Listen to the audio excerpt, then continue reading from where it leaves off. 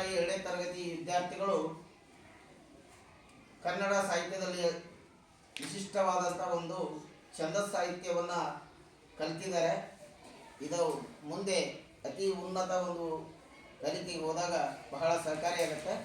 ಅದು ನಮ್ಮ ಪ್ರಾಥಮಿಕ ಹಂತದಲ್ಲಿ ಆ ಮಕ್ಕಳು ಕಲಿತಿದ್ದಾರೆ, ಅದು ಸಂತೋಷ. ತಮ್ಮ ಅದಕ್ಕೆ ನಿಯಮಾನುಸಾರ ಆ ಗಣ ಲಘು ಗುರು ಮಾತ್ರೆಗಳನ್ನು ಹಾಕಿ ಅವುಗಳನ್ನು ಗಣವನ್ನು ವಿಂಗಡಿಸ್ತಾ ಇದ್ದಾರೆ ನೋಡಿ.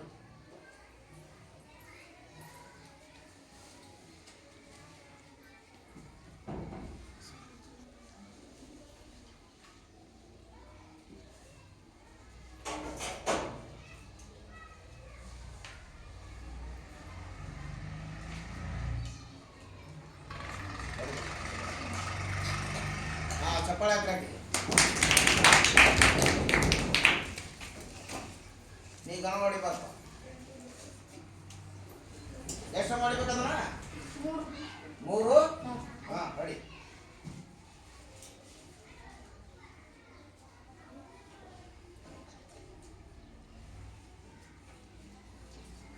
ಹಾಂ ಸರಿ ಆಯ್ತಾ? ಹೊಡೆದದ್ದು ಸರಿ ಆಯ್ತಾ? ಅವು ಎಷ್ಟು ಮಾತ್ರೆಗಳು ಬರಿತೇನೆ ಬರೀ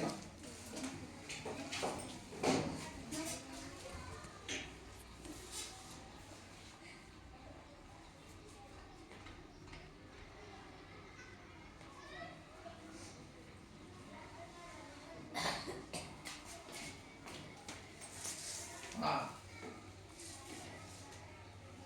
ಶ್ರೀರಕ್ಷ ಬಾಯ್. ಎರಡನೇ ಇದಕ್ಕೆ ಹಾಕಿ.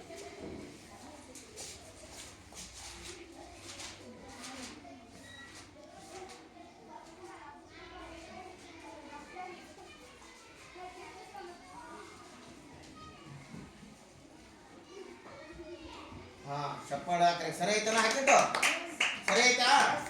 ಹಾಂ ಸೌಮ್ಯ ಅದನ್ನು ಗಣ ಹೊಡಿ.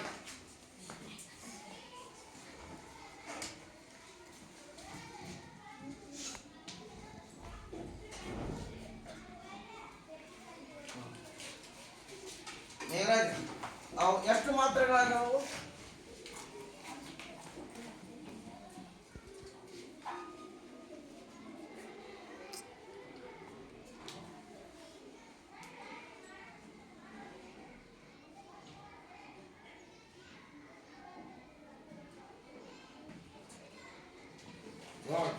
ಹೌದಾ? ಸರಿ ಆಯ್ತಾ? ಹಾಂ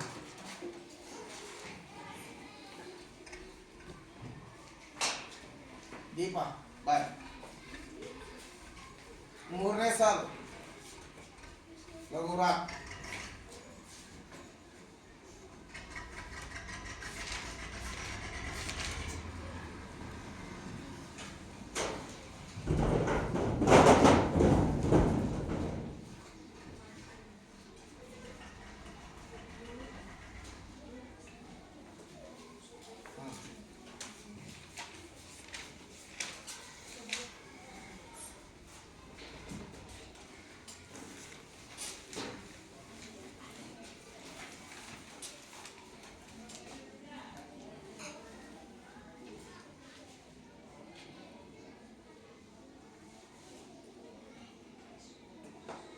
ಹಾಂ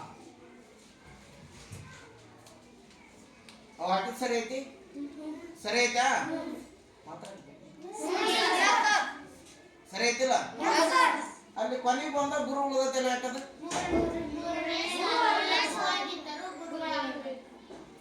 3 ಮತ್ತು 6ನೇ ಸಾಲಿನ ಕೊನೆಯ ಅಕ್ಷರವು ಲಘು ಹಾಕಿದ್ರು ಏನು ಹಾಕ್ಬೇಕು? ಗುರು ಹಾಕ್ಬೇಕಾ? ಹಾಂ ಮಾತ್ರೆಗಳು ಎಷ್ಟಾಗು?